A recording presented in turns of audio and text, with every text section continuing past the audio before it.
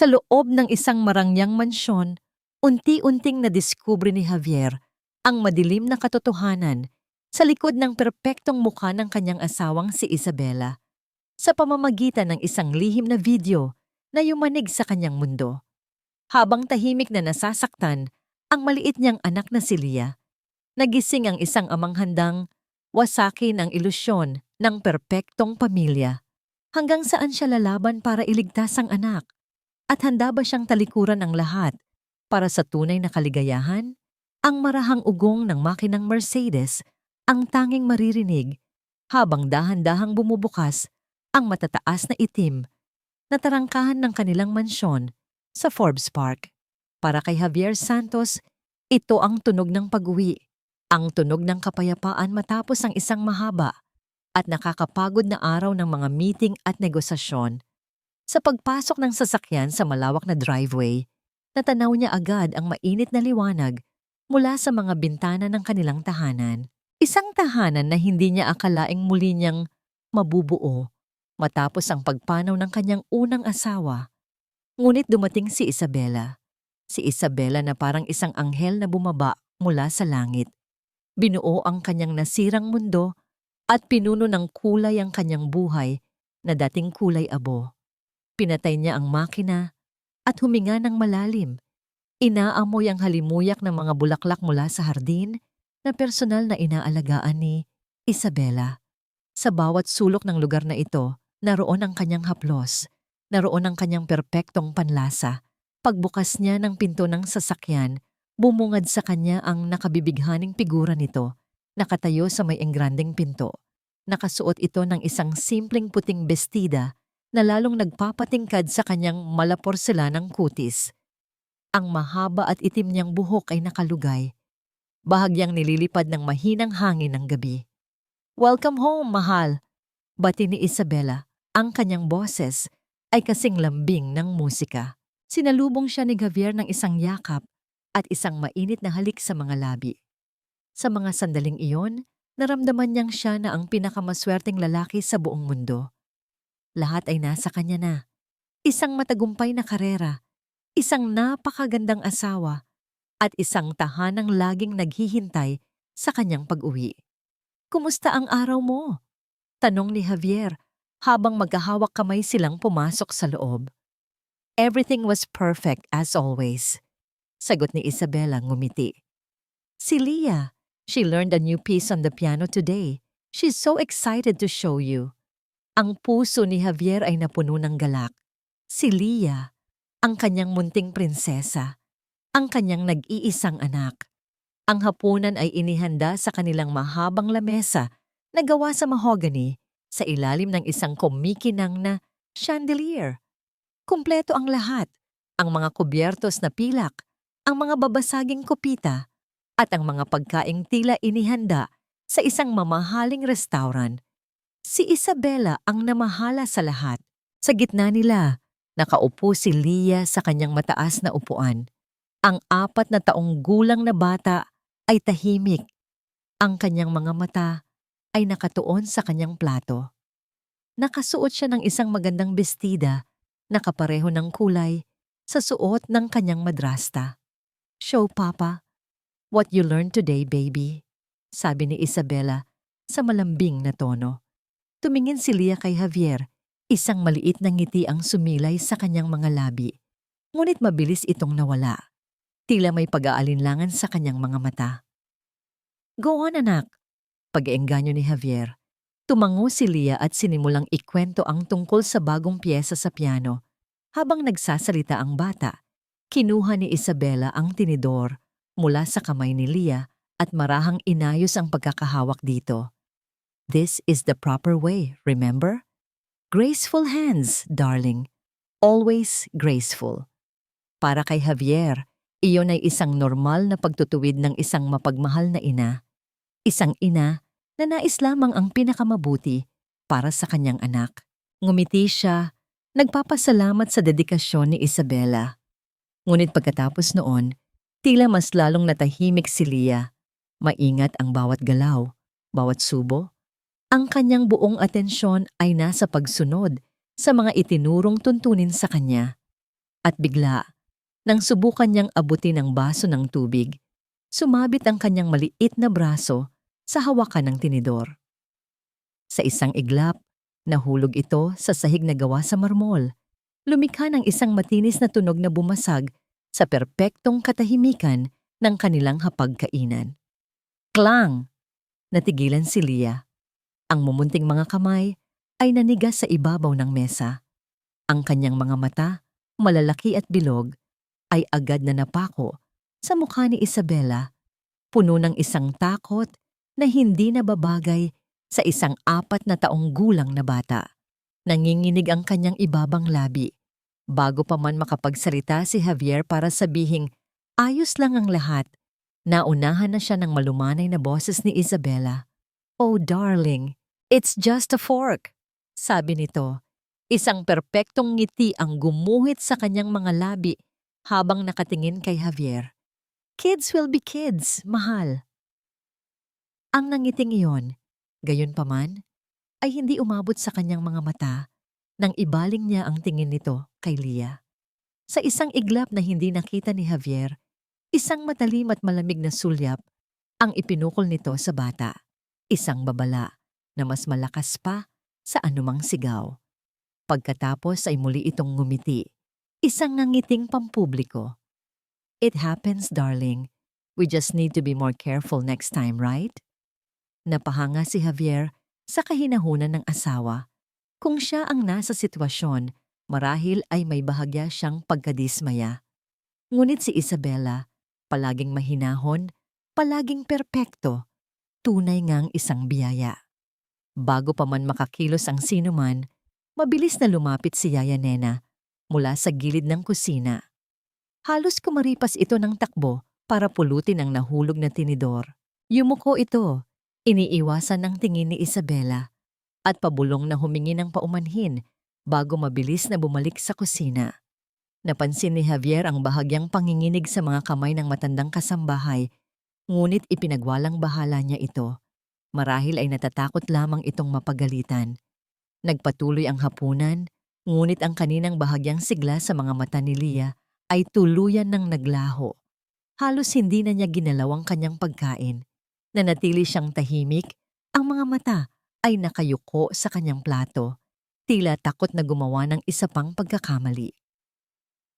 Nang gabing iyon, habang nakahiga na sila sa kanilang malambot na kama, hinalikan ni Javier ang kanyang asawa.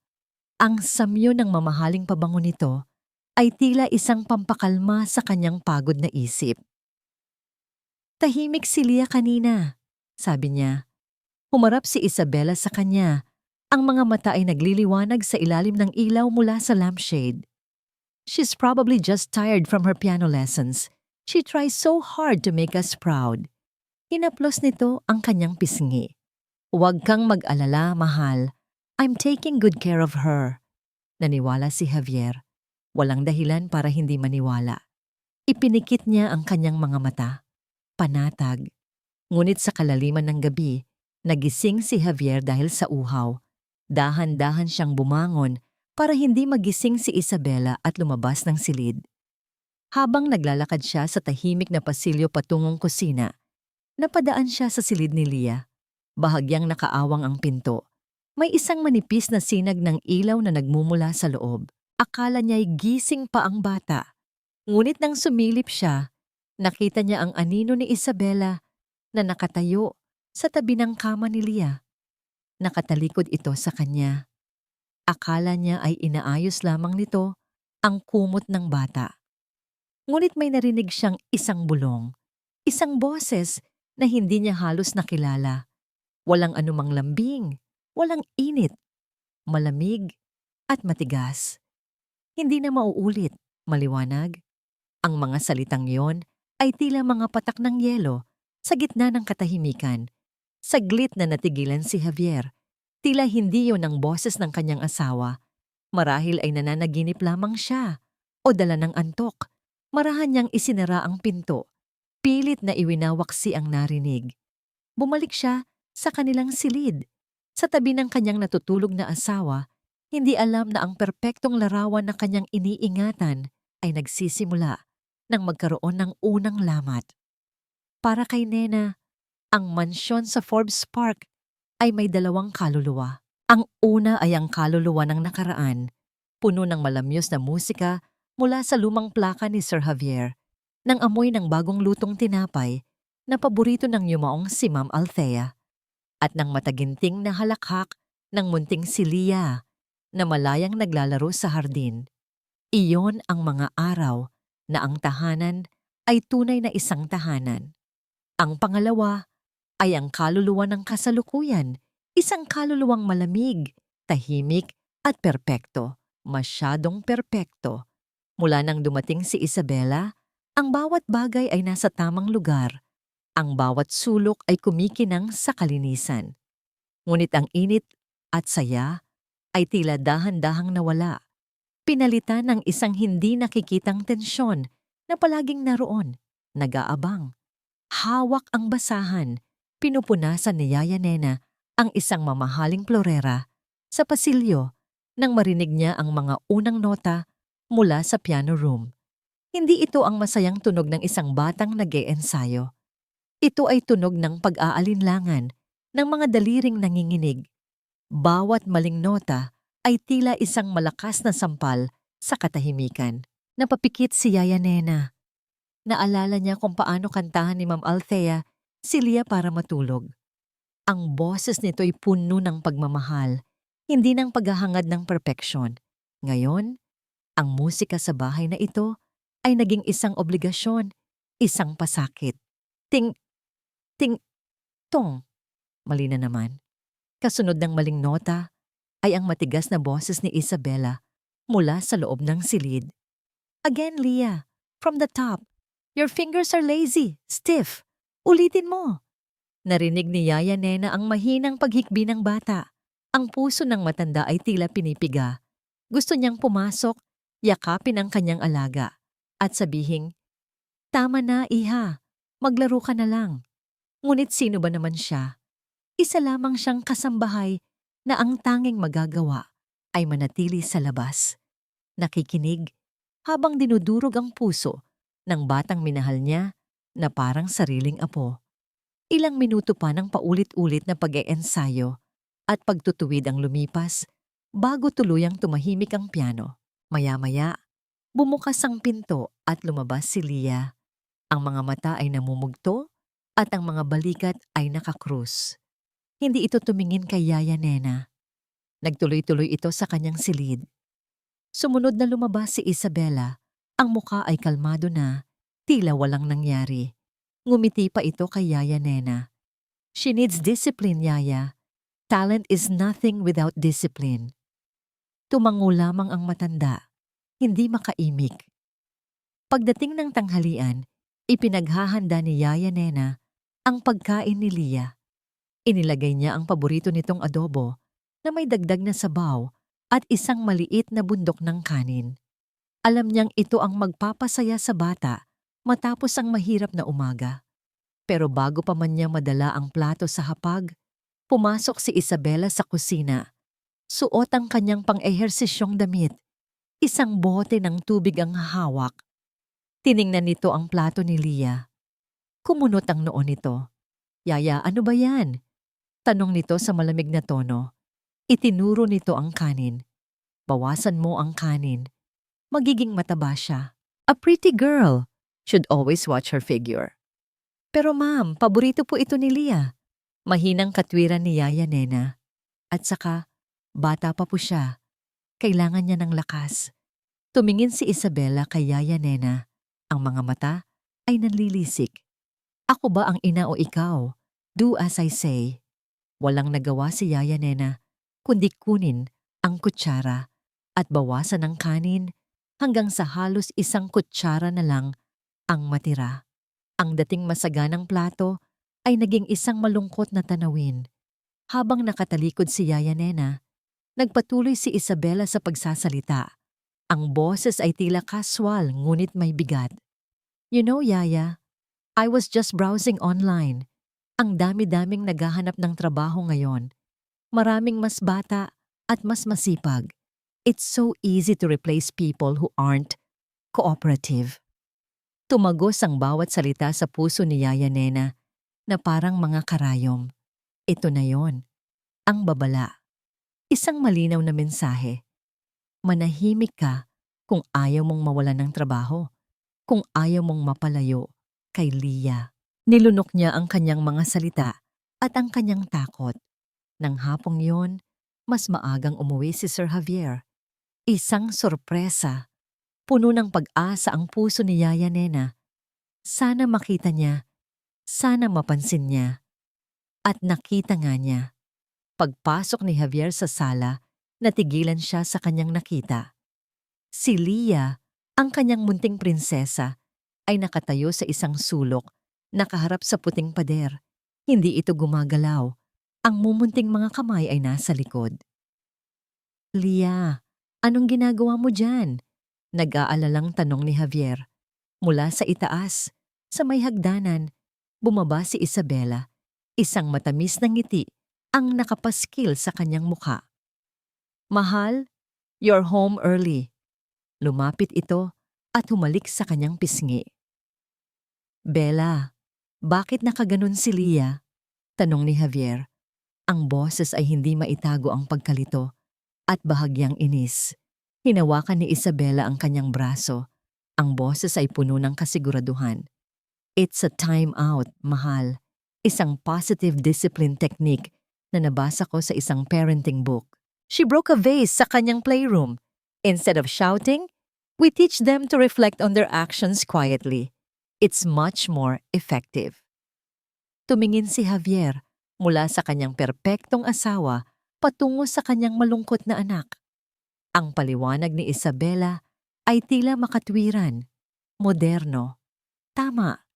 Ngunit hindi nito maalis ang kirot sa kanyang puso habang tinitingnan ang anyo ng kanyang anak na tila isang munting bilanggo sa sarili nilang tahanan. Okay, sabi niya sa wakas, kahit na may isang bahagi sa kanya na sumisigaw na mali ang lahat. Pinili niyang maniwala sa paliwanag. Pinili niyang magtiwala. Mula sa gilid ng sala, tahimik na nagmamasid si Yaya Nena.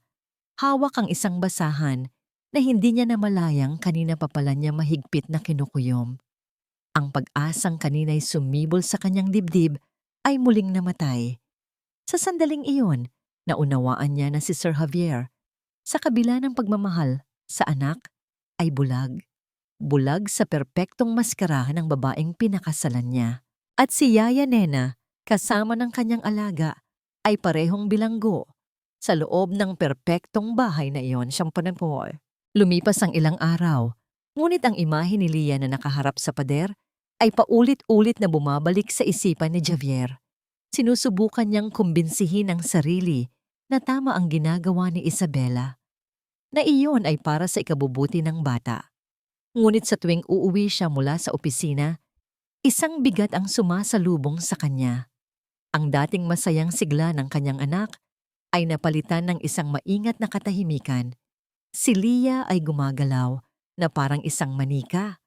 Laging naghihintay ng susunod na utos, laging sumusuulyap kay Isabela para sa pagsang-ayon. Isang gabi, habang nasa kanyang study, hindi siya makapag-focus sa mga dokumentong nasa harap niya. Ang mga numero at letra ay lumalabo. Ang tanging nakikita niya ay ang malungkot na mga mata ng kanyang anak. Binuksan niya ang drawer ng kanyang mesa at kinuha ang isang picture frame. Larawan yon ni Leah noong ito'y 3 taong gulang pa lamang.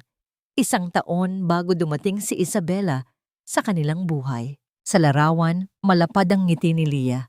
May mantsa ng tsokolate sa gilid ng kanyang bibig at ang mga mata nito'y kumikinang sa purong kaligayahan. Hawak nito ang isang bulaklak na pinitas mula sa hardin. Ang damit ay may bahid ng lupa. Malaya, masaya, walang pakialam sa mundo. Ikinumpara niya iyon sa Leah ngayon. Laging malinis, laging maayos ang buhok, ngunit ang kislap sa mga mata ay wala na. Isang kirot ng pagkakasala ang tumusok sa kanyang puso. Masyado na ba siyang naging abala sa trabaho? Masyado na ba siyang umasa kay Isabela para sa lahat? Naging isa na ba siyang ama na nagbibigay ng lahat ng material na bagay, ngunit nabigong ibigay Ang pinakamahalaga, ang kanyang oras at atensyon. Isinara niya ang kanyang mga mata. Malapit na ang ikalimang kaarawan ni Leah. Kailangan niyang bumawi. Kailangan niyang gumawa ng isang bagay na espesyal. Isang bagay na magpapaalala sa kanyang anak at marahil sa kanyang sarili ng dating saya na nawala. Doon pumasok ang ideya. Isang video, isang koleksyon ng mga masasayang sandali, mga candid moments, mga halakhak na hindi pilit, mga ngiting totoo. Gusto niyang i-capture ang Leah na alam niyang naroon pa rin sa ilalim ng disiplinadong imahe na hinuhubog ni Isabela. Gusto niyang ipakita sa lahat sa araw ng kanyang kaarawan, lalo na kay Isabela, na si Leah ay pinakamasaya kapag siya ay malaya. Mabilis niyang binuksan ang kanyang laptop at nagsimulang mag-research. Best Hidden Camera for Home. Spy Camera Small. Nanny Cam Disguised. Sa loob ng ilang minuto, nakahanap siya ng perpektong device, isang maliit na digital alarm clock. Moderno ang disenyo nito, bagay na bagay, sa palamuti ng playroom ni Leah. Walang sino man ang mag-iisip na sa likod ng digital na numero nito ay may isang high-definition na lente na kayang i-record ang lahat. Agad niya itong in-order, pinili ang express delivery. Kinabukasan, habang nasa opisina, nakatanggap siya ng abiso na ang pakete ay naihatid na. Maghapon siyang hindi mapakali, sabik na maisakatuparan ng kanyang plano. Kinagabihan, sinabi niya kay Isabela na mayroon siyang isang mahalagang late-night meeting. "Don't wait up for me, mahal," sabi niya habang hinahalikan ito sa noo. Isang kasinungalingan, ngunit para ito sa isang mabuting dahilan. O iyon ang akala niya. Nagpunta siya sa isang coffee shop malapit sa kanilang bahay at naghintay. Hinintay niyang tumawag si Isabela para sabihing matutulog na ito. At nang dumating ang tawag na yon, nagmadali siyang umuwi. Ang buong bahay ay tahimik. Dahan-dahan siyang pumasok, hinubad ang kanyang sapatos para hindi lumikha ng anumang ingay. Dala ang maliit na kahon, umakyat siya sa ikalawang palapag at pumasok sa playroom ni Leah. Ang silid ay nasa perpektong ayos. Ang mga manika ay nakaupo ng tuwid sa isang estante. Ang mga libro ay nakaayos ayon sa kulay. Maging ang mga krayola ay nakahanay ng tama sa loob ng kahon. Napabuntong hininga si Javier. Maging ang lugar ng kaligayahan ay naging isang lugar ng mahigpit na kaayusan. Inalis niya sa kahon ang alarm clock camera at maingat itong inilagay sa isang estante na may magandang anggulo sa buong silid. Ikinonekta niya ito sa wifi ng bahay at sinetap gamit ang kanyang telepono. Sa loob ng ilang minuto, isang live feed ng tahimik na playroom ang lumabas sa screen ng kanyang cellphone. Perpekto. Bago umalis, lumapit siya sa silid ng kanyang anak at marahang binuksan ang pinto. Si Leah ay mahimbing na natutulog, ang kanyang mukha ay payapa. Sa kanyang pagtulog, nawawala ang lahat ng takot at pag-iingat. Sa kanyang pagtulog, siya pa rin ang kanyang munting prinsesa. Lumuhod si Javier sa tabi ng kama at hinaplos ang buhok ng anak. Isang pangako ang namutawi sa kanyang isipan. "Babalik natin ang saya, anak." Pangako ni Papa. Hinalikan niya ito sa noo. "Para sa'yo ito, anak. Ipapakita ko sa lahat kung gaano kakasaya." Isinara niya ang pinto at bumaba. Hindi niya alam na sa pag-alis niya sa playroom, ang maliit na pulang ilaw ng kamera ay kumurap ng isang beses bago tuluyang namatay. Senyales na ito'y nagsimula ng mag-record. Nagsimula ng mag-record ang isang regalong puno ng pagmamahal. Isang regalo na hindi niya namamalayan ay hindi magiging isang testamento ng kaligayahan, kundi isang tahimik na saksi sa isang bangungot na malapit ng mabunyag. Para kay Leah, may dalawang Mama Isabela. Ang una ay ang Mama Isabela kapag nasa paligid si Papa Javier. Ang Mama Isabela na ito ay laging nakangiti. Ang kanyang boses ay malambing, parang kanta. Hinahaplos niya ang buhok ni Leah at tinatawag siyang darling at prinsesa. Ito ang Mama Isabela na gusto ni Leah. Ito ang Mama Isabela na buong puso niyang sinusubukang pasayahin. Ang pangalawa ay ang Mama Isabela kapag silang dalawa na lang. Ang Mama Isabela na ito ay hindi ngumingiti. Ang kanyang mga mata ay matalim, parang dalawang piraso ng bubog. Ang kanyang boses ay malamig, parang yelo, at hindi siya tinatawag na prinsesa. Ngayong umaga, sa loob ng playroom ang kasama niya ay ang pangalawang Mama Isabela. Nasa sahig si Leah, masayang kinakausap ang kanyang paboritong manika, si Princess Mimi. Suot ni Princess Mimi ang isang magandang kulay rosas na bestida. Kagabi, bago matulog, palihim siyang pumitas ng maliliit na bulaklak sa hardin at ginawa itong isang maliit na kwintas para sa kanyang manika. Tingnan mo, Mimi, bulong ni Leah sa kanyang laruan. Para kang tunay na prinsesa ngayon. Mas maganda ka pa kay Mama Isabela. Niyakap niya ang manika, ngunit sa kanyang pag-angat ng tingin, natigilan siya. Nakatayo sa may pinto si Isabela, nakakrus ang mga braso, ang mukha ay walang anumang emosyon. Hindi alam ni Leah kung gaano na ito katagal na nakatayo roon. Anong ginagawa mo? Tanong ni Isabela sa boses na tila nagmula sa ilalim ng lupa. Nanginginig na itinaas ni Leah ang manika. Naglalaro lang po kay Princess Mimi. Lumapit si Isabela. Ang bawat hakbang nito ay tila nagpapalamig sa buong silid. Tumingin ito sa manika, partikular sa kwintas na gawa sa mga bulaklak. Saan galing yan? Sa hardin po. Sagot ni Leah, ang boses ay halos hangin na lang. Para po maging maganda si Mimi. Kinuha ni Isabela ang manika mula sa kamay ni Leah. Tinitigan nito ang kwintas na parang isang nakakadiring bagay. Pagkatapos, walang babala. Pinitas nito iyon. Isa-isang nalaglag ang mga talulot ng bulaklak sa sahig. Tinapon niya ang natitirang tangkay sa basurahan. Dumi lang yan, sabi ni Isabela. Ang boses ay matigas. Ang isang prinsesa ay malinis at elegante. Hindi magulo. Hindi madungis. Tandaan mo iyan.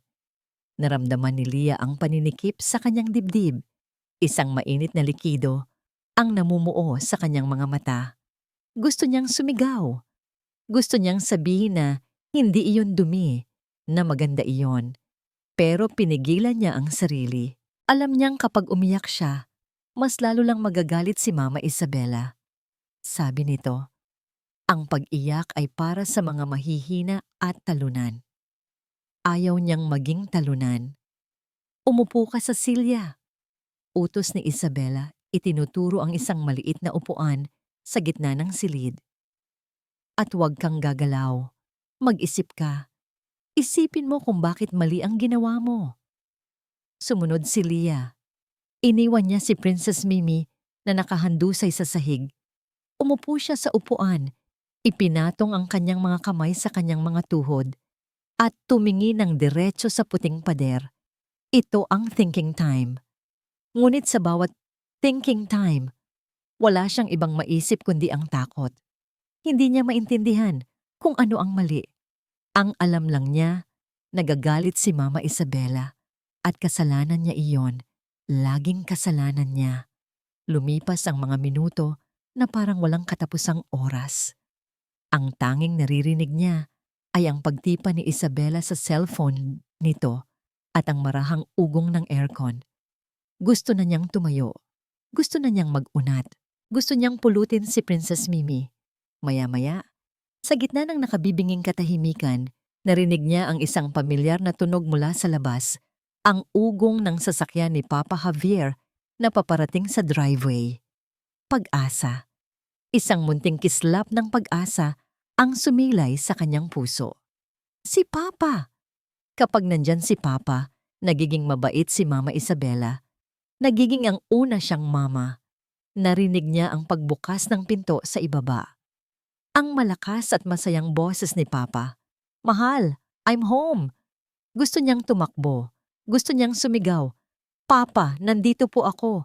Gusto niyang takbuhin ang hagdanan at salubungin ang kanyang ama ng isang mahigpit na yakap. Ngunit hindi siya makagalaw.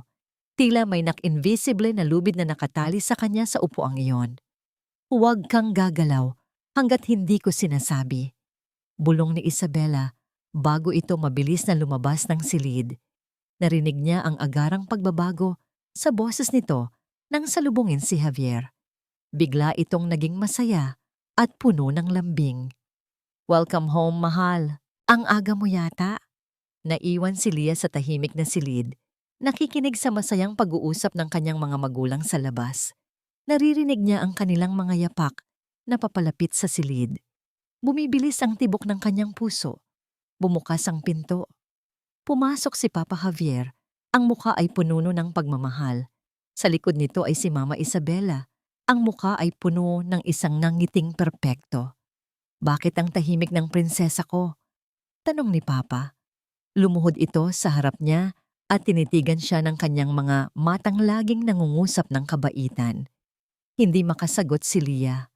Ang mga salita ay ayaw lumabas sa kanyang bibig. Ang tanging nagawa niya ay yumakap ng mahigpit sa leeg ng kanyang ama. Doon, sa mainit na yakap ni Papa Javier, naramdaman niya ang kaligtasan.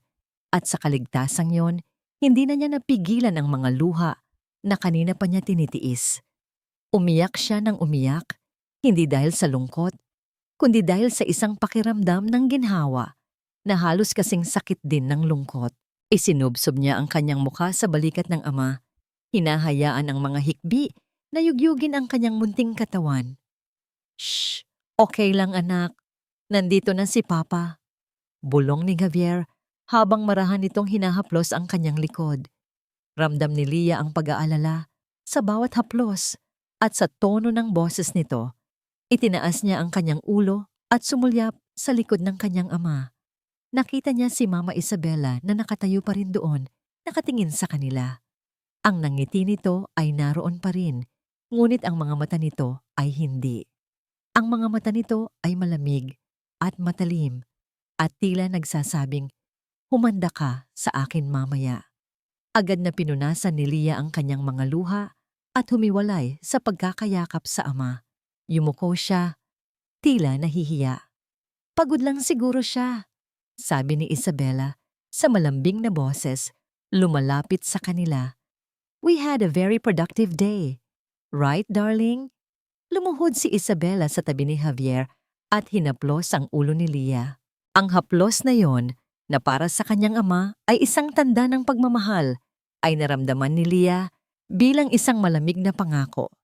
Isang pangako ng isa pang thinking time bukas. Ang mga pagtitipon sa lipunan ay ang kaharian ni Isabela. Sa loob ng malawak na hardin ng mansyon ng isang kasosyo sa negosyo sa Dasmariñas Village, si Isabela ay parang isang reyna na walang kahirap-hirap na gumagalaw sa gitna ng mga panauhin. Ang kanyang tawa ay mahina, ngunit kaakit-akit. Ang bawat salita ay may tamang timpla ng talino at karisma. Bawat isa, mula sa mga matatandang negosyante hanggang sa kanilang mga asawang socialite, ay nabibighani sa kanya. Habang hawak ang isang kopita ng champagne, pinapanood siya ni Javier mula sa di kalayuan. Isang pamilyar na pagmamalaki ang bumalot sa kanyang puso. Ito ang kanyang asawa. Ang babaeng nagdala ng gilas at kislap pabalik sa kanyang buhay.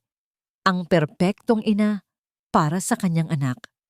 O iyon ang paulit-ulit niyang sinasabi sa kanyang sarili. Sa tabi niya, si Lia ay tahimik na nakaupo.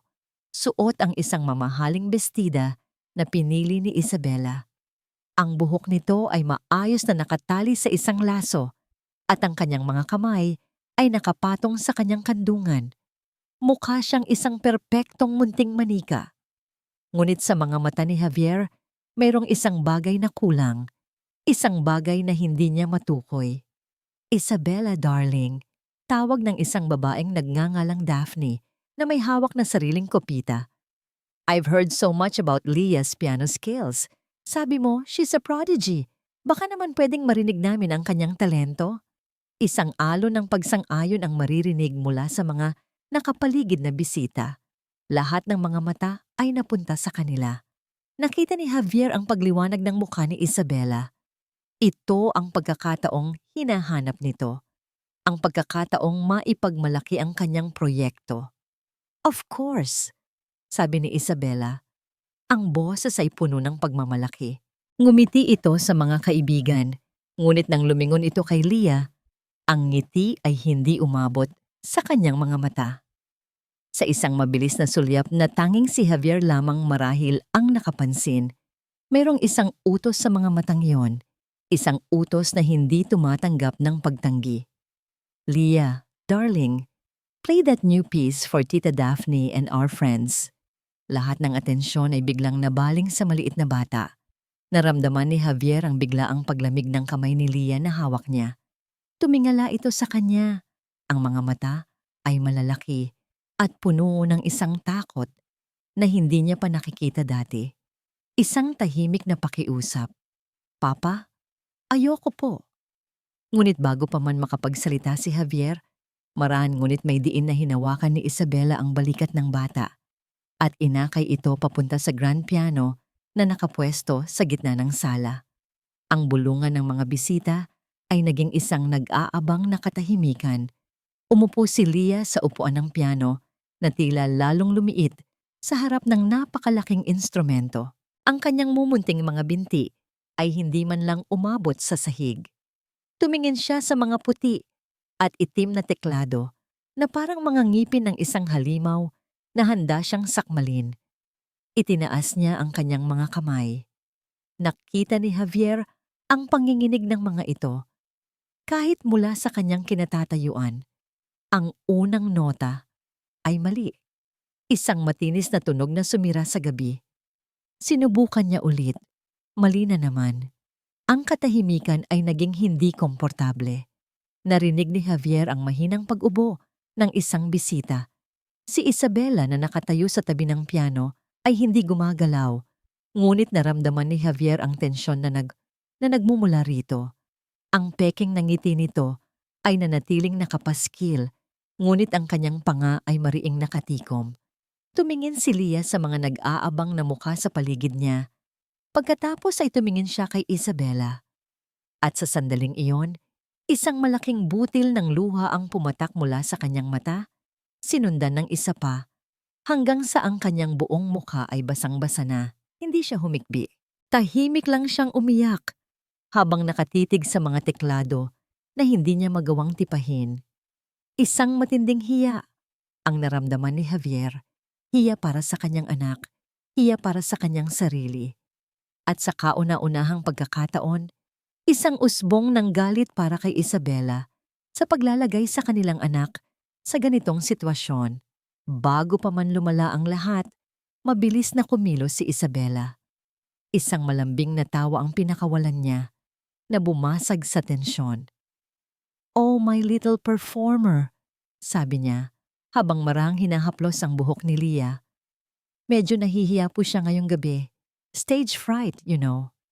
Kinuha niya ang kamay ni Leah. "Maybe next time, darling. Let's get you some juice." Ang mga bisita ay ngumiti at tumango. Madaling naniwala sa kanyang perpektong pagdadahilan. Bumalik sila sa kani-kanilang mga usapan.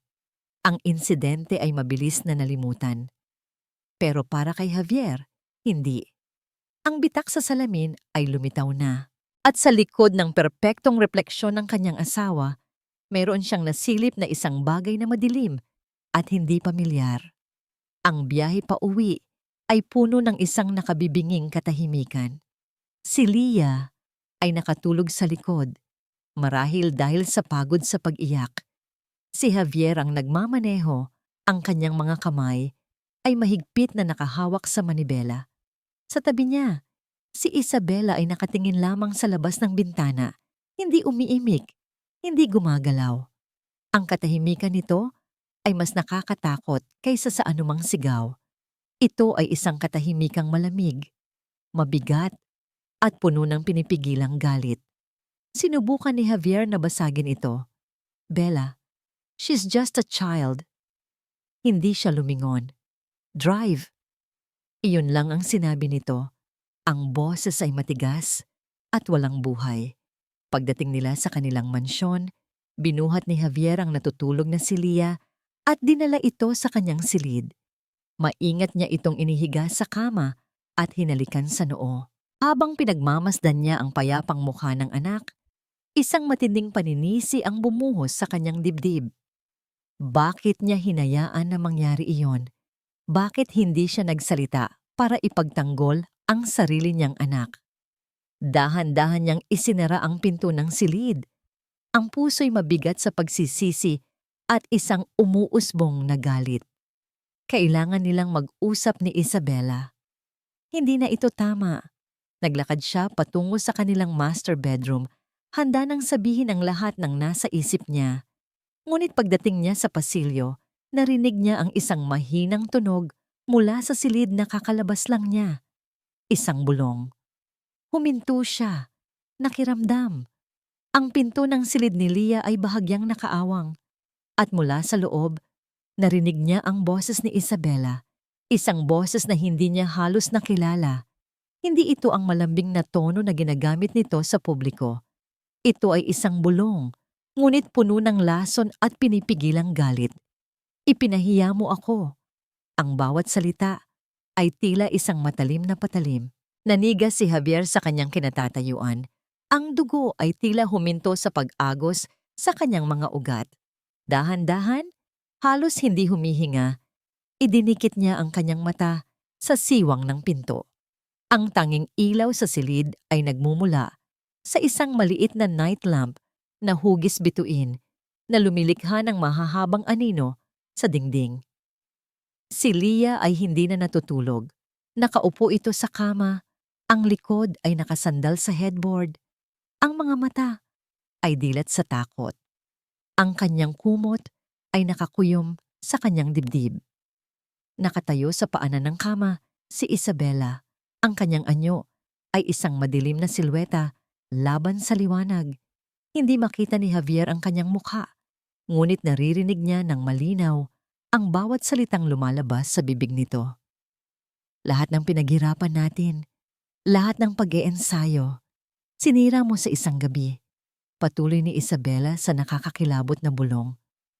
Sa harap ng lahat ng mga kaibigan ko, sa harap ng mga kasosyo ng papa mo, ginawa mo akong katawa-tawa. Hindi umiimik si Lia. Ang tanging maririnig ay ang mabilis at mababaw nitong paghinga. Wala kang silbi. Ang huling dalawang salita ay sinabi ng may diin. Bawat pantig ay puno ng pagkasuklam. Sa sandaling iyon, ang unang instinct ni Javier ay buksan ng malakas ang pinto, sugurin ang kanyang asawa at ilayo ang kanyang anak mula rito. Isang mabangis na galit ang umakyat sa kanyang lalamunan, ngunit bago pa man siya makakilos, biglang bumukas ng tuluyan ang pinto. Lumabas si Isabela at sa isang iglap, ang madilim na anino ay nagbago. Ang tensyon sa kanyang mukha ay nawala. Pinalitan ng isang kalmado at halos mapagmahal na ekspresyon. Tumingin ito kay Javier na parang nagulat, ngunit walang bahid ng pagkakasala. "Oh, mahal," sabi nito. Ang boses ay bumalik sa dati nitong lambing. "Gising ka pa pala. Tinitingnan ko lang kung maayos ang tulog niya." Nakatitig lamang si Javier, hindi makapagsalita. Ang mga salitang "wala kang silbi" ay umuugong pa rin sa kanyang tainga. Ang imahe ng takot sa mukha ni Lia ay nakatatak sa kanyang isipan. Paanong nagawa nitong magbago ng ganoon kabilis? Ngumiti si Isabela, isang ngiting tila walang anumang bahid na kasamaan. Lumakad ito palapit sa kanya, hinaplos ang kanyang braso. "Hajimik na siya," sabi nito na para bang walang nangyari. Medyo napagod lang sa party. Dumaan ito sa tabi niya, nag-iwan ng amoy ng mamahaling pabango. Pumasok ito sa kanilang silid na tila iyon ang pinakanormal na gabi sa kanilang buhay. Naiwan si Javier na nakatayo sa pasilyo, nanlalamig, tuliro. Nakatingin siya sa nakasarang pinto ng silid ng kanyang asawa. Pagkatapos ay sa bahagyang nakaawang pinto ng silid ng kanyang anak. Ang perpektong salamin ay hindi na lang may bitak. Ito ay tuluyan ng nabasag. At sa unang pagkakataon, Natakot siya sa babaeng pinakasalan niya. Hindi na bumalik sa kama si Javier. Ang mga salitang narinig niya mula sa silid ni Leah ay umuugong sa kanyang isipan na parang isang sirang plaka. Ipinahiya mo ako. Wala kang silbi. Pumasok siya sa kanyang study at isinara ang pinto. Tila sinusubukang harangan ang katotohanan. Ngunit ang katotohanan ay nasa loob na niya. Kumakalat na parang lason. 2:00 na ng madaling araw. Ang buong bahay ay nababalot sa isang malalim na katahimikan. Isang katahimikang mapanlinlang. Nagsalin siya ng isang baso ng whiskey. Ang tunog ng yelo na tumatama sa kristal, ang tanging ingay sa silid. Kailangan niya ng isang bagay na magpapakalma sa kanya. Isang bagay na mag-aalis sa pait na nararamdaman niya. Umupo siya sa harap ng kanyang laptop. Ang isip ay gulong-gulo. Hindi niya matanggap. Hindi niya kayang paniwalaan na ang Isabela na kanyang minamahal, ang babaeng perpekto sa kanyang paningin, ay may kakayahang magsalita ng ganoong kasasamang mga salita sa isang bata, sa sarili niyang anak. Marahil ay mali lang ang kanyang narinig. Marahil ay dala lang ng galit. Pagod. Pagod na siyang mag-isip.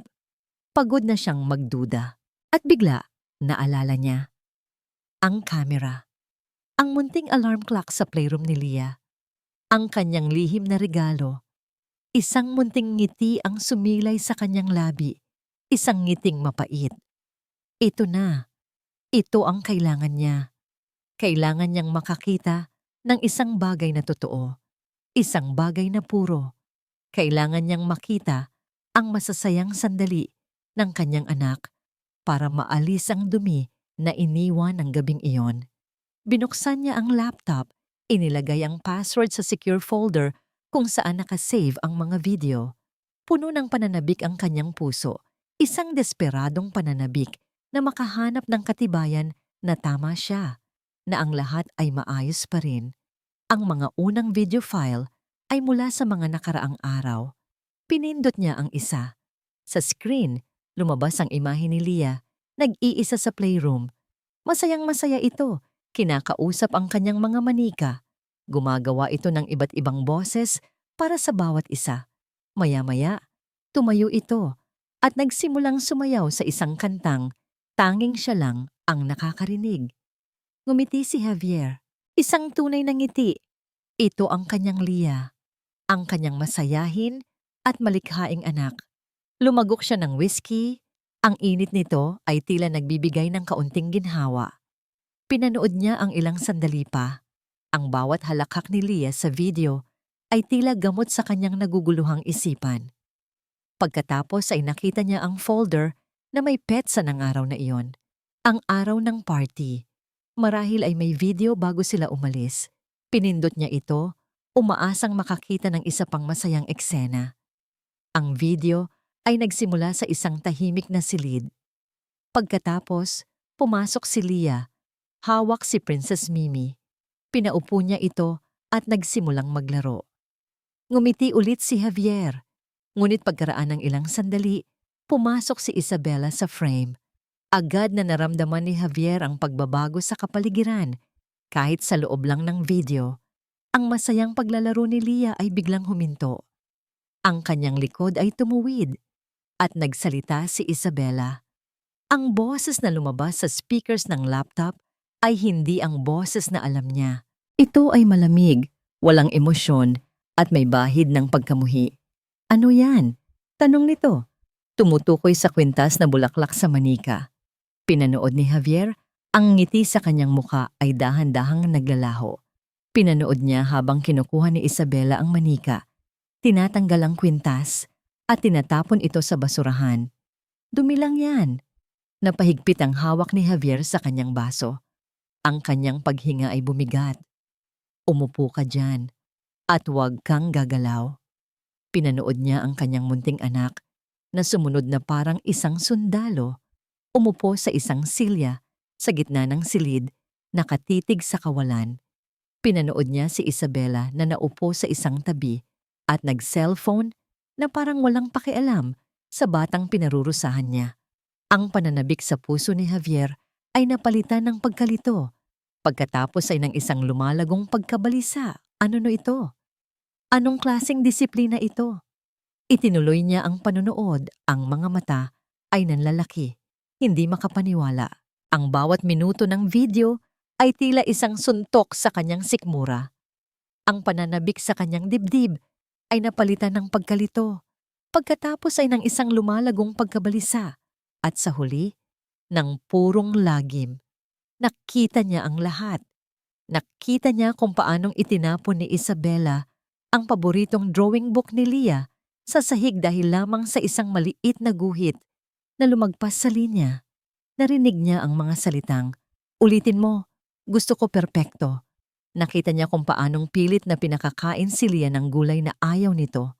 Tinatakpan ng ilong ng bata sa tuwing tatanggi itong buksan ng bibig. Ang pinakamasaklap sa lahat ay ang isang eksena. Matapos mahulog ni Leah ang isang maliit na laruan, kinuha ito ni Isabela, itinayo ang bata, at buong lakas na inihagis ang laruan sa pader. Ilang pulgada lang mula sa mukha ni Leah. Ang tunog ng nabasag na plastik ay sinundan ng isang nakabibinging katahimikan. "Sa susunod na maging pabaya ka ulit," sabi ni Isabela sa video. Ang boses ay mahina, ngunit puno ng banta. Hindi lang yan ang masisira. Clang. Ang baso ng whiskey ay nahulog mula sa nanginginig na kamay ni Javier, nabasag sa sahig, at ang amoy ng alak ay humalo sa nanlalamig na hangin ng silid, ngunit hindi niya ito pinansin. Ang kanyang buong mundo ay gumuho sa harap ng kumikinang na screen. Ang babaeng pinanood niya ay hindi ang kanyang asawa. Ito ay isang halimaw na nagtatago sa ilalim ng isang perpektong mukha. Ang regalo na inilaan niya para sa kaligayahan ng kanyang anak, ang munting alarm clock na yon, ay naging isang regalo ng katotohanan. Isang brutal, masakit, at hindi maikakailang katotohanan. Ang bawat tawa ni Leah na inaasahan niyang makita ay napalitan ng bawat luhang pilit nitong pinipigilan. Pinatay niya ang video. Ang silid ay muling binalot ng katahimikan. Ngunit ngayon, ito ay isang katahimikang nakasusuklam. Ang bawat anino ay tila may sungay. Ang bawat ugong ng aircon ay tila isang masamang bulong. Nanatili si Javier na nakaupo, hindi gumagalaw. Ang mukha ay maputla na parang papel. Ang pag-ibig na naramdaman niya para kay Isabela ay unti-unting namatay, pinalitan ng isang damdaming hindi niya pa naramdaman sa buong buhay niya. Isang dalisay at malamig na galit. Isang galit na nagmumula sa puso ng isang amang nabigo. Isang amang nabulag. Isang amang ngayon pa lang tunay na nagising. Dahan-dahan, itinaas niya ang kanyang ulo. Ang kanyang mga mata, na kanina'y puno ng pagkalito, ay ngayon ay nanlilisik sa isang nakapirming determinasyon. Ang kanyang tingin ay napako sa nakasarang pinto ng kanyang study. Sa likod ng pintong iyon, sa pasilyo at sa loob ng kanilang silid, ay ang babaeng sumira sa kanyang tiwala at nagdulot ng hindi masukat na sakit sa kanyang anak. Ang pagtatanghal ay tapos na. Panahon na para harapin ang katotohanan. Panahon na para harapin ang halimaw na natutulog sa kanyang tabi. Hawak ang laptop na tila isang sandata, lumabas si Javier sa kanyang study. Ang bawat hakbang niya sa tahimik na pasilyo ay may bigat. Isang martsa patungo sa isang digmaang hindi niya inakalang mangyayari sa loob ng sarili niyang pamamahay. Ang malamig na sahig sa ilalim ng kanyang mga paa ay tila kasinlamig ng yelong bumabalot ngayon sa kanyang puso. Dahan-dahan niyang binuksan ang pinto ng kanilang silid. Si Isabela ay mahimbing na natutulog. Ang kanyang mukha ay payapa sa ilalim ng sinag ng buwan na tumatagos sa bintana. Mukha siyang isang inosenteng anghel, isang obra maestra ng kagandahan at kapayapaan. Ngunit para kay Javier, ang imaheng ito ay isa na lamang kasuklam-suklam na kasinungalingan. Ang babaeng ito ay isang estranghero. Hindi siya nag-atubiling buksan ng ilaw sa tabi ng kama. Ang biglaang liwanag ay gumising kay Isabela. Kumunot ang noo nito. Idinilat ang mga mata. Mahal, anong problema? Anong oras na ba? Ang tanong nito, ang boses ay malambing pa rin dahil sa antok. Hindi sumagot si Javier. Umupo si Isabela. Hinawi ang buhok na tumatakip sa kanyang mukha. Javier, tinatakot mo ako. May nangyari ba? Ang tanong nito, ang boses ay nag-aalala, ngunit mayroon pa ring pamilyar na kontrol. Tumingin ito sa paligid, tila naghahanap ng sagot. Sa halip na magsalita, dahan-dahan si Javier na kinuha ang laptop. Itinapat niya ito sa pagitan nila ni Isabela. Ang screen ay nakaharap sa kanya. Pinindot niya ang play button sa isa sa mga video file, ang pinakamasahol na video na napanood niya kanina. Ang imahe ni Leah na nakatayo sa gitna ng playroom ay lumabas sa screen. Ang malambing na boses ni Isabela ay umalingaw-ngaw sa silid. Ngunit ngayon, dahil sa konteksto ng mga salitang narinig niya kanina, ito'y naging nakakakilabot. Ipinahiya mo ako. Napatigil si Isabela. Ang kanyang mga mata ay nanlaki. Ang kanyang ekspresyon ay nagbago mula sa pag-aalala patungo sa malinaw na takot at pagkabigla. Ang kanyang bibig ay bahagyang bumukas, ngunit walang salitang lumabas. Pinindot ni Javier ang pause. Ang tahimik na larawan ni Leah na nakaupo sa silya ay nanatili sa screen. Sino siya? Mahinang tanong ni Javier. Ang kanyang boses ay halos hindi marinig, ngunit puno ng bigat. Tinitigan niya si Isabela sa mata. Ang kanyang tingin ay matalas. Tumatagos. Hindi na siya tumitingin sa isang asawa, kundi sa isang salarin. Javier! Ako yan. Mahinang sagot ni Isabela. Ang kanyang boses ay nanginginig na ngayon. Nagsimula na itong maghanap ng paraan para makalusot. I was teaching her. She was being difficult. Teaching her what, Isabela? Dagdag ni Javier, ang kanyang boses ay tumaas ng bahagya. Teaching her to be afraid? Teaching her she has no use?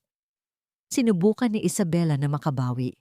Mahal, hindi mo naiintindihan. I was just trying to discipline her. You're always so busy. Someone has to make sure she grows up right. Someone has to make her perfect. Umiling si Javier, isang mabagal at nakakabigong pag-iling. Perfect? Ito ba ang tingin mo sa perfect, Isabela? Ang ipatakot mo ang anak natin?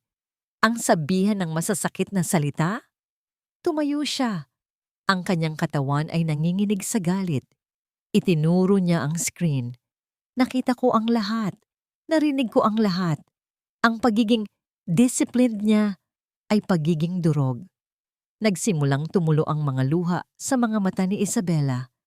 Ngunit para kay Javier, ang mga luha na yon ay hindi na nagpapakita ng pagsisisi, kundi ng desperasyon. Mahal, please, sabi nito. Ang tinig ay nababalot ng pakiusap. Hinawakan nito ang braso ni Javier. It's not what you think. I love Leah. I love you. I was just stressed. Maybe I was too harsh. Forgive me? Tinanggal ni Javier ang kamay nito na nakahawak sa kanya, tila nasusunog. Forgive you? Bahagya siyang tumawa, isang tawang walang saya. Isabela, hindi ito isang simpleng pagkakamali. Ito ay pagpapahirap. Ito ay pang-aabuso. Tinuro niya ulit ang screen. You said she has no use, na ipinahiya siya nito. Do you know how much that hurts a child, Isabela? Do you even understand what you've done? Nagpatuloy si Isabela sa pagmamakaawa. Nagsimulang magkwento tungkol sa kanyang sariling mahirap na pagkabata, gamit ang kanyang nakaraang trauma bilang depensa. Ngunit hindi na makinig si Javier. Ang mga salita nito ay tila hangin lamang sa kanyang tainga. Tama na, sabi niya. Ang kanyang boses ay malamig at matatag. Tapos na ang lahat ng ito. Tumayo siya at naglakad patungo sa aparador. Binuksan niya ito at nagsimulang maglabas ng mga damit. Hindi kanya, kundi mga damit ni Isabela. Anong ginagawa mo? Nagtatakang tanong ni Isabela. "You're leaving, Isabela," sabi ni Javier. Ang boses ay kalmado, ngunit may bigat ng bakal. "Ngayon din." "Uuwi ka na ba sa amin?" sabi ni Isabela. Nanlalaki ang mga mata sa pagkabigla at takot. "Javier, hindi mo pwedeng gawin to. Sino ang maniniwala sa'yo? Ako ang perpektong ina. Ikaw ang amang laging wala." Isang malamig na ngisi ang sumilay sa labi ni Javier. Ang mga salitang iyon, ang mga salitang sinabi niya kay Lia, umuwi sa kanya. "Maaaring," sabi ni Javier habang patuloy na nilalagay ang mga damit ni Isabela sa isang maleta. Pero ang katotohanan ay hindi maitatago ng perpektong imahe, Isabela. May ebidensya ako, at sa huli, ang hustisya ay mananaig. Napuno ng takot ang mukha ni Isabela. Nagsimula na itong umiyak. Ang tunay na pag-iyak na puno ng desperasyon, hindi ng manipulasyon. "Javier, please! Huwag mo akong iwan. Magbabago ako. Gagawin ko ang lahat." Ngunit huli na. Ang mga salita ni Isabela ay nawalan na ng halaga. Ang pagtitiwala ni Javier ay tuluyan ng nawasak. "Hindi na maaari," sabi ni Javier. Tiningnan siya ng diretso sa mata. Ang perpektong larawan ay nabasag na. At sa pagkakataong ito, hindi na ito muling mabubuo. Ang pagpapaalis kay Isabela sa mansyon ay ang madaling bahagi. Ang tunay na laban ay ngayon palang magsisimula. Kinabukasan, sa loob ng isang malamig at napaka-formal na opisina sa Makati, kaharap ni Javier ang kanyang abogado, si Attorney Romero. Inilatag niya ang lahat, ang mga video, ang mga narinig niyang salita, ang takot sa mga mata ni Lia. Inaasahan niya ang isang mabilis at malinaw na landas patungo sa hustisya. Ngunit ang natanggap niya ay isang malamig na sampal ng realidad. Sumandal si Attorney Romero sa kanyang silyang gawa sa katad. Ang mga daliri ay magkakaugnay sa ibabaw ng kanyang mamahaling mesa. "Javier, malakas ang ebidensya mo. Walang duda. Ngunit kailangan mong maintindihan, ang laban sa korte ay hindi lang tungkol sa ebidensya." "Anong ibig mong sabihin?" naguguluhang tanong ni Javier. "Nasa video ang lahat. Kitang-kita ang ginagawa niya."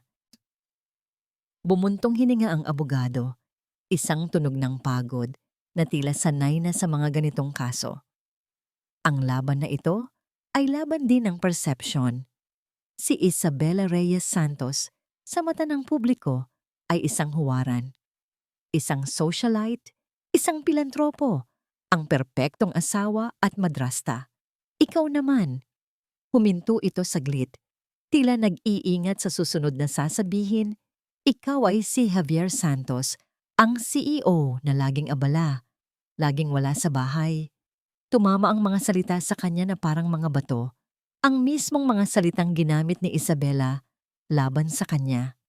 Gagamitin niya yan laban sa'yo. Pagpapatuloy ni Attorney Romero.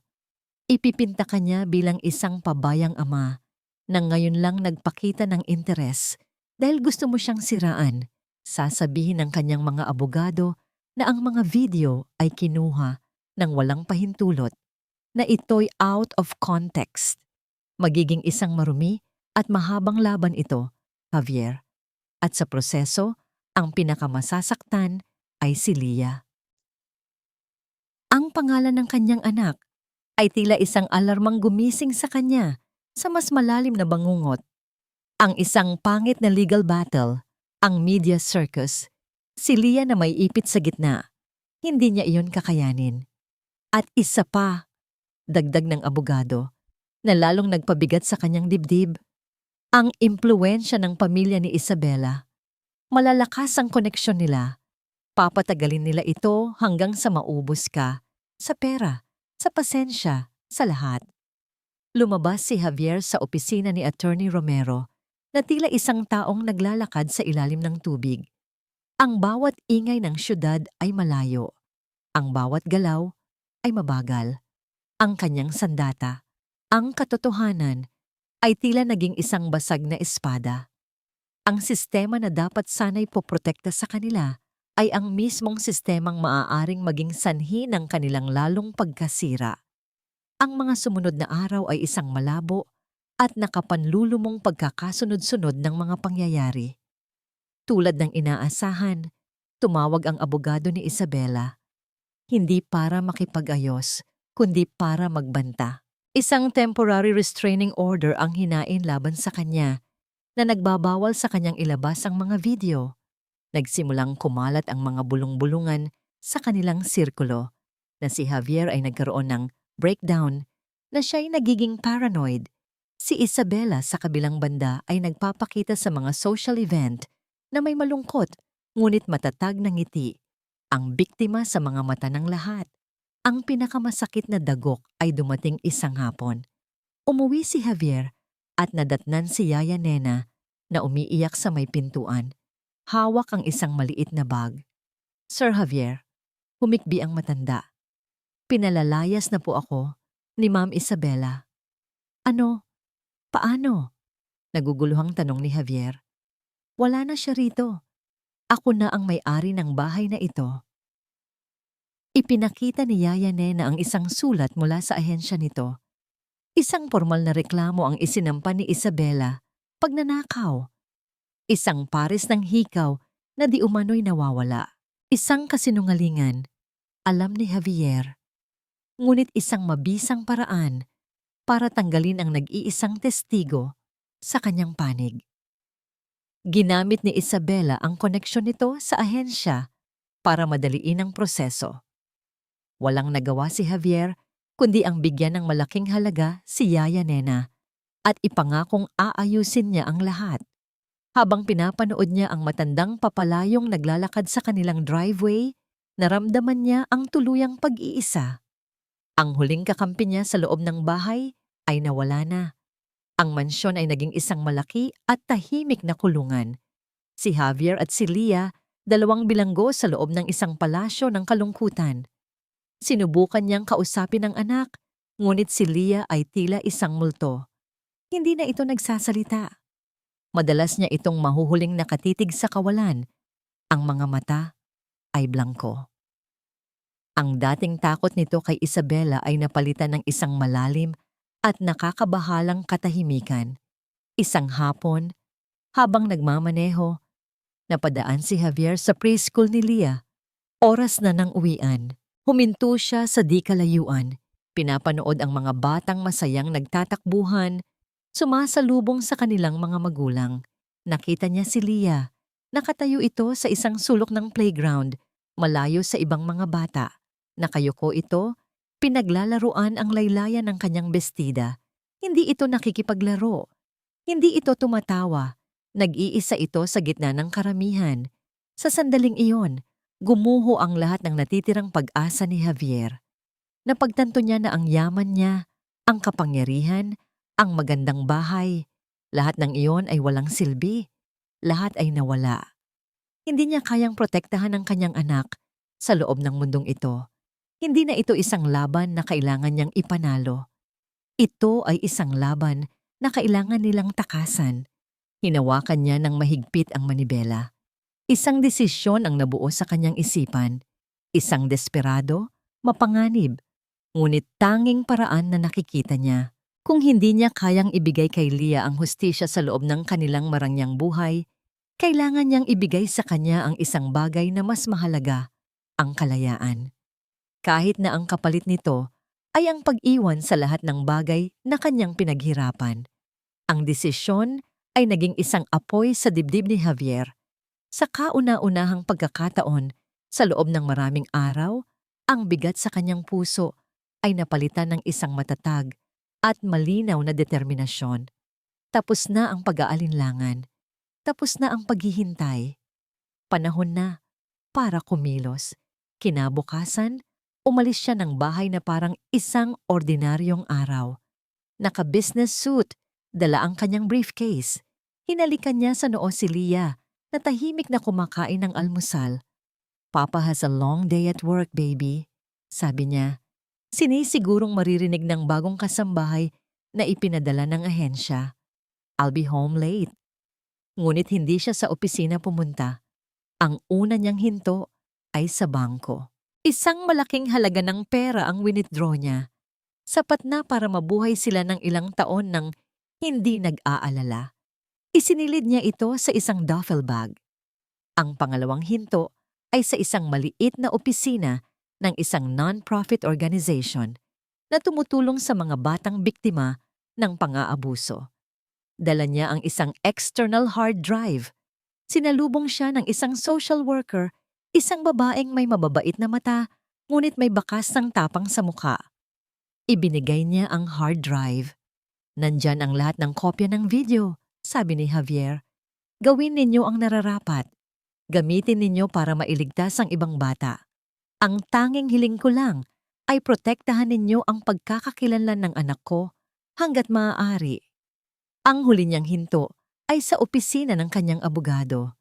Iniwan niya ang isang sulat, isang special power of attorney na nagbibigay kapangyarihan sa kanyang pinagkakatiwalaang business partner na pamahalaan ang kanyang mga ari-arian at simulan ang proseso ng pagbebenta ng lahat.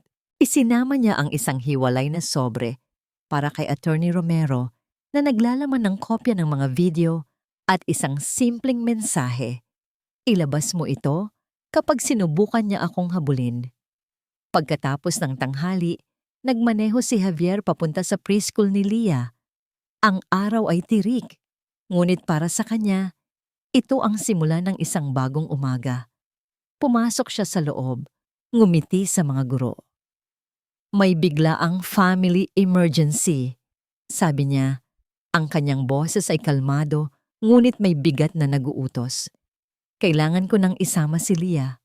Dahil sa kanyang awtoridad at sa sitwasyon ng pamilya na alam ng eskwelahan, walang nagtanong.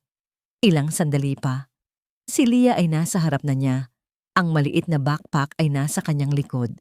Naguguluhan itong tumingin sa kanya. Papa, uuwi na po tayo. Lumuhod si Javier para magpantay sila. Hinawakan niya ang maliliit na kamay nito. Hindi anak, aalis tayo.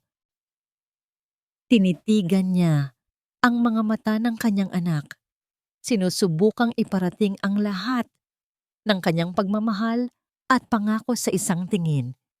Pupunta tayo sa isang lugar na laging masaya.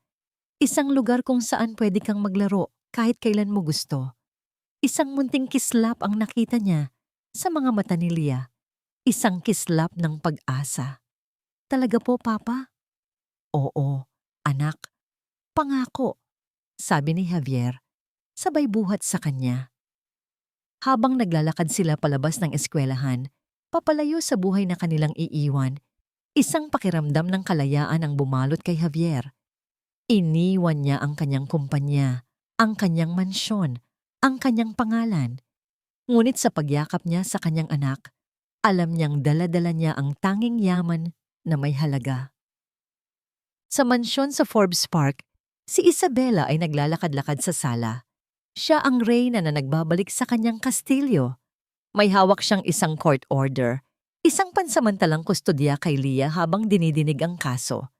Isang panalo, isang maliit ngunit mahalagang panalo. Naghihintay siya, naghihintay sa pagdating ng kotse mula sa eskwelahan, naghihintay na muling mahawakan ang kanyang proyekto. Ngunit lumipas ang oras, 3:00, 4:00, 5:00. Walang Leah, walang Javier. Isang pagkainip na may halong inis ang nagsimulang kumain sa kanya. Tinawagan niya ang cellphone dahil ni Javier. Hindi ito sumasagot. Tinawagan niya ang opisina. Sabi ng sekretarya, hindi ito pumasok buong araw. 6:00 ng gabi, kasabay ng paglubog ng araw, tumunog ang telepono ni Isabela. Ang kanyang abogado, si Attorney Robles, ang nasa kabilang linya. Ang boses nito ay hindi kalmado. Ito ay nag-aapura, halos natataranta. Isabela, I just received an email mula sa kampo ni Javier. Sabi nito, may video. At this time it's being sent to a major news network and a child protection agency. He's not bluffing. Nabitawan ni Isabela ang kanyang telepono. Hindi niya gagawin yon. Kasabay ng pagbagsak ng telepono sa mamahaling Persian rug, napansin niya ang isang bagay, ang katahimikan, ang sobrang katahimikan ng bahay. Tumingin siya sa paligid, ang mga larawan nila ni Javier sa mga estante, ang mga mamahaling palamuti. Tumakbo siya paakyat. Una niyang pinuntahan ang walk-in closet nila.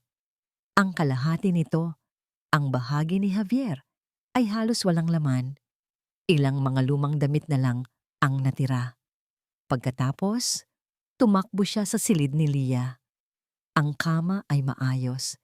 Ang mga manika ay nakahanay pa rin. Ngunit nang buksan niya ang aparador, isang malamig na takot ang gumapang sa kanyang puso. Wala. Walang laman. Maging ang mga medyas at maliliit na sapatos ay kinuha. Bumalik siya sa gitna ng sala, humihingal, ang isip ay hindi makapaniwala. Tumingin siya sa malaking bintana. Sa papalubog na araw, doon niya naintindihan, hindi sila babalik. Nakatayo si Isabela sa gitna ng malawak at marangyang mansyon, ang kanyang tropeyo, ang kanyang kaharian. Ngunit ito'y isang kahariang walang laman. Isang kastilyong walang prinsesa at hari, isang malakas at puno ng kabiguang sigaw, ang kumawala mula sa kanyang lalamunan, isang sigaw ng isang reynang natalo na naiwang mag-isa sa kanyang pekeng paraiso. Ang kanyang perpektong mundo, ang kanyang perpektong kasinungalingan ay tuluyan ng gumuho. Ang ingay ng syudad ay napalitan ng huni ng mga kuliglig. Ang liwanag ng mga nagtataasang gusali ay napalitan ng libo-libong bituin sa isang malawak at madilim na kalangitan. Ang amoy ng usok at polusyon ay napalitan ng samyo ng basang lupa at mga bulaklak ng kalachuchi. Dito sa isang maliit at simpleng bahay sa isang tahimik na probinsya sa Timog, daan-daang kilometro ang layo mula sa Forbes Park, sinimulan ni na Javier at Leah ang kanilang bagong buhay. Ang bahay ay luma, gawa sa kahoy at bato, at may malawak na hardin na napabayaan na. Malayo ito sa mansyon na kanilang iniwan. Walang aircon sa bawat sulok, walang mga katulong na nakabuntot. Ngunit para kay Javier, ito ang pinakaligtas na lugar sa buong mundo. Ang mga unang araw ay ang pinakamahirap. Ang katahimikan na dala ni Leah mula sa Maynila ay tila mas lumalim pa. Madalas siyang nakaupo lang sa may bintana, nakatingin sa labas, ngunit tila wala namang nakikita. Ang kanyang malalaking mata ay blangko, walang emosyon, hindi pa rin siya nagsasalita. Ang takot ay nakatanim ng malalim sa kanyang puso. Sa kanilang unang gabi, sa bagong bahay, nagising si Javier sa isang mahinang iyak mula sa kabilang kwarto. Mabilis niyang dinaluhan ito at nakita si Leah na nakaupo sa kama. Nanginginig ang buong katawan, ang kanyang mga mata ay dilat sa takot. Isang masamang panaginip, isang bangungot ng nakaraan kung saan marahil ay naroon pa rin ang anino ng kanyang madrasta. Hindi siya nagsalita. Umupo lang si Javier sa tabi niya. Niyakap ito nang mahigpit hanggang sa muling bumagal ang paghinga nito, hanggang sa ang panginginig ay napalitan ng pagkahimbing sa kanyang mga bisig. Magdamag siyang nanatili roon, ang ama na naging unan at kumot ng kanyang anak, binabantayan ang bawat paghinga nito. Kinabukasan sinubukan ni Javier na magluto ng almusal. Bilang isang CEO na nasanay na laging pinagsisilbihan, ang kusina ay isang bagong mundo para sa kanya. Sinubukan niyang magprito ng itlog at hotdog. Umalingasaw ang amoy ng sunog. Nataranta si Javier. Mabilis niyang pinatay ang kalan, ngunit huli na. Ang mga itlog ay naging itim sa gilid at ang hotdog ay halos hindi na makilala. Napakamot siya sa ulo habang inilalapag ang plato sa mesa kung saan nakaupo si Leah. "Pasensya na anak," sabi ni Javier. Tumatawa ng mahina sa sarili niyang kapalpakan. Hindi pala ganoon kadali maging chef. Sunog ang almusal natin. Inaasahan niyang hindi iimik si Leah o kaya ay matatakot dahil sa usok. Ngunit nang tingnan niya ang anak, nakita niya ang isang bagay na nagpatigil sa kanyang mundo. Isang ngiti. Isang napakaliit, Halos hindi mapansing ng ngiti sa mga labi ni Leah. Sa mundo ni Isabela, ang pagkakamali ay kasalanan. Ang sunog na pagkain ay dahilan para magalit. Ngunit dito, sa piling ng kanyang ama, ang pagkakamali ay nakakatawa. Hayaan mo, sabi ni Javier, ginagantihan ng nangiti ng anak. Bibili na lang tayo ng pandesal sa kanto. Sa mga sumunod na linggo, dinala ni Javier si Leah sa isang child psychologist sa bayan, si Dr. Reyes. Sa unang sesyon, nakaupo lang si Leah. Yakap-yakap ang bago niyang manika. Isang simpleng manika na gawa sa tela na binili ni Javier sa palengke. Hindi ito nagsalita. Okay lang yan, sabi ni Dr. Reyes kay Javier pagkatapos ng sesyon. Ang paghilom ay hindi isang karera. Ang mahalaga, nararamdaman niyang ligtas siya. Ang kanyang boses ay babalik kapag handa na ang kanyang puso. Habang naghihintay sa labas ng klinika, sinilip ni Javier ang kanyang telepono. Ito ang unang beses na binuksan niya ang kanyang data simula nang umalis sila. Bumaha ang mga balita. Isabela Reyes Santos, inireklamo ng child abuse. Kilalang socialite, bagsak ang pangalan.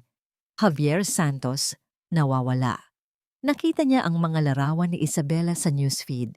Hindi na ito ang perpektong reyna.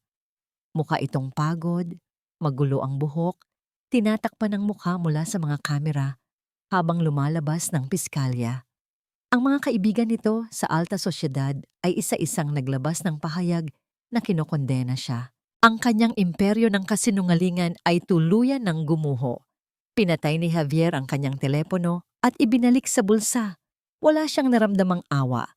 Wala ring naramdamang tuwa. Wala lang. Tapos na ang kabanatang yon ng buhay nila. Ang mahalaga ay ang ngayon. Pag-uwi nila, dumiretso sila sa hardin. Ito ang paboritong gawin ni Javier tuwing hapon. Ang magdilig ng mga halaman.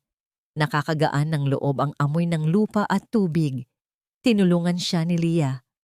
Hawak ng bata ang maliit na hose, binabasa ang mga gumamela, basang-basa na ang tsinelas nito at may putik na sa kanyang binti. Kung nakita ito ni Isabela, tiyak na pinarusahan na siya. Ngunit pinanood lang siya ni Javier, nakangiti. Sige lang anak, diligan mo pa. Biglang huminto si Leah. Ibinaba nito ang hose. Tumingin ito sa paligid, sa lumang bahay, sa matatayog na puno ng niyog, at sa papalubog na araw na nagkukulay kahel sa langit. Pagkatapos, tumingin ito ng diretso kay Javier. Sa loob ng mahabang panahon, narinig ni Javier ang boses ng kanyang anak. Mahina, nanginginig, ngunit puno ng pag-asa. Papa? Simula nito, lumapit si Javier at lumuhod sa harap niya. Ano yon anak? Tinitigan siya ni Leah sa mata, tila naghahanap ng kasiguraduhan. Dito na po ba tayo titira? Magpakailanman? Hinawakan ni Javier ang pisngi ng anak, pinahid ang isang maliit na putik. Puno ng pagmamahal at katotohanan ang kanyang sagot. Oo anak, dito na tayo. At walang sino man ang makakasakit sa iyo dito. Pangako. Hinakap siya ni Leah ng mahigpit. At sa ilalim ng simpleng langit ng probinsya, naramdaman ni Javier na sa wakas, nakauwi na sila. 6 na buwan ang lumipas. Ang hangin sa probinsya ay puno ng halakhak, isang tunog na halos kinalimutan na ni Javier. Nakaupo siya sa hagdanan ng kanilang munting beranda.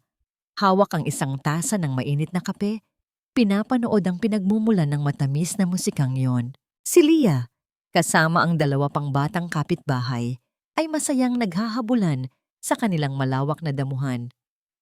Ang kanyang buhok, na ngayon ay hindi na laging nakatali sa isang perpektong laso, ay malayang sumasayaw sa ihip ng hangin. Ang kanyang bestida ay may bahid na ng lupa sa laylayan, at ang kanyang mga paa ay nakayapak. Wala na ang munting manika na laging nakakrus ang mga balikat. Wala na ang batang takot gumawa ng ingay. Ang nasa harap niya ngayon ay isang tunay na bata, masigla, malikot, at higit sa lahat, malaya. Mula sa kusina, lumabas ang isang pamilyar na figura, Dala ang isang bandehado ng bagong lutong turon at malamig na juice. "Sir Javier, merienda na po," sabi ni Yaya Nena. Ang kanyang mga mata ay kumikinang sa tuwa habang pinapanood din ang mga bata. Matapos ang ilang linggo sa probinsya, hinanap ni Javier si Yaya Nena. Natagpuan niya ito sa dati nitong tirahan at inalok na muling maging bahagi ng kanilang buhay, hindi bilang kasambahay, kundi bilang pamilya. Agad itong pumayag. Ang presensya ng matanda ay nagdala ng karagdagang init at kapanatagan sa kanilang bagong tahanan. "Yaya, sinabi ko na sa'yo. Javier na lang," sagot niya, nakangiti. "Ay, nakakahiya po," sabi ng matanda. Ngunit may ngiti rin sa kanyang mga labi. "Tawagin niyo na po ang mga bata. Baka po lumamig ito." "Lia, mga bata, merienda," sigaw ni Javier. Agad na nagtakbuhan ng tatlo. Nag-uunahan, ang kanilang mga tawanan ay umalingaw-ngaw sa buong paligid.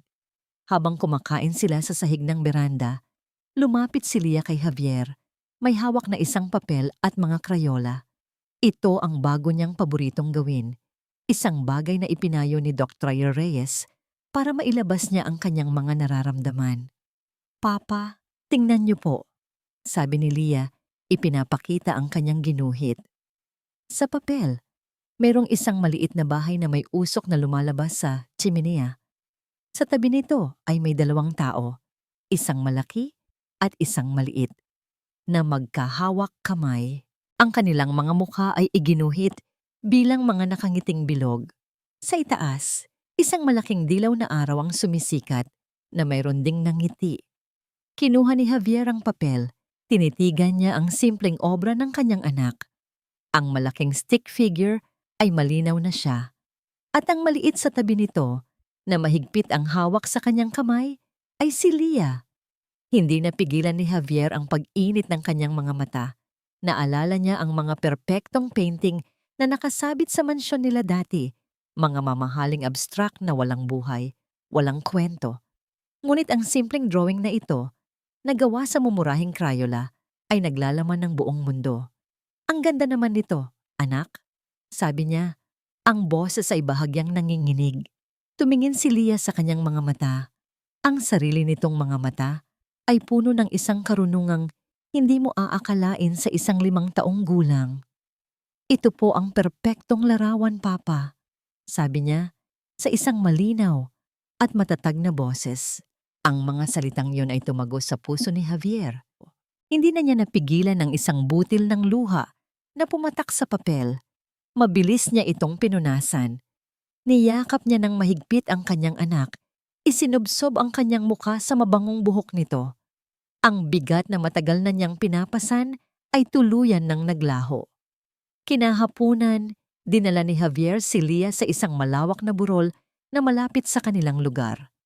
Dala nila ang isang saranggola na sila mismo ang gumawa. Isang simpleng saranggola na gawa sa patpat ng kawayan at makulay na papel de hapon. Ang hangin ay malakas at perpekto para sa pagpapalipad. "Handa ka na, prinsesa?" tanong ni Javier. "Handa na po, Papa," masayang sagot ni Lia. Binitawan ni Javier ang saranggola at mabilis itong inilipad ng hangin. Humanga sila habang ito'y unti-unting tumataas, sumasayaw sa asul na kalangitan. Ibinigay ni Javier ang pisi kay Lia at magkasama nilang hinawakan iyon. Nararamdaman ang hila ng hangin, ang puwersa ng kalayaan. Habang nakatingala sila, pinagmamasdan ang saranggola na malayang lumilipad. Napagtanto ni Javier ang lahat. Iniwan niya ang isang kaharian ng kayamanan, ngunit ang natagpuan niya ay isang buong sansinukob. Ang tunay na kayamanan ay hindi nasusukat sa laki ng bahay o sa dami ng pera sa bangko. Ito ay nasusukat sa lakas ng tawa ng iyong anak, sa init ng kanyang yakap, at sa kapayapaan ng kalooban na dulot ng isang simpleng buhay na puno ng katotohanan. Nilingon niya si Lia. Ang mukha nito ay nakatingala sa langit. Ang mga mata ay kumikinang sa saya. At ang isang tunay, walang halong perpektong nangiti ay nakaguhit sa kanyang mga labi. At sa sandaling iyon, sa ilalim ng malawak na kalangitan, habang ang kanilang saranggula ay malayang sumasayaw sa hangin, alam ni Javier na sa wakas, hindi lang sila nakauwi. Sila ay tunay na malaya.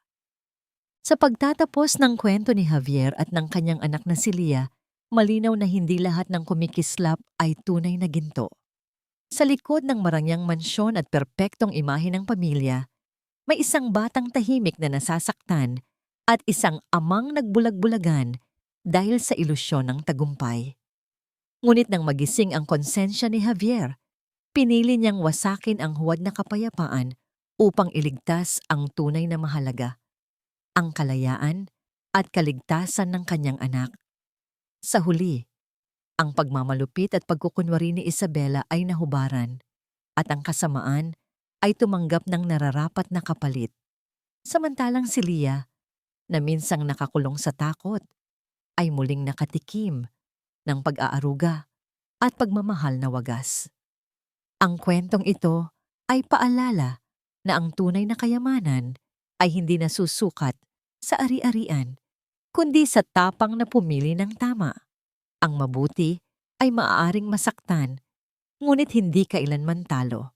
Sa inyong palagay, mahirap ba talikuran ang marangyang buhay para sa kapayapaan ng pamilya? Kung kayo ang nasa posisyon ni Javier, gagawin niyo rin ba ang parehong sakripisyo? Kumusta kayo ngayon? Sana ay ligtas at payapa ang inyong mga puso. Maraming salamat sa patuloy ninyong pagsuporta. Inaanyayahan ko kayong magbahagi ng inyong saloobin dahil mahalaga sa akin ang inyong boses at karanasan.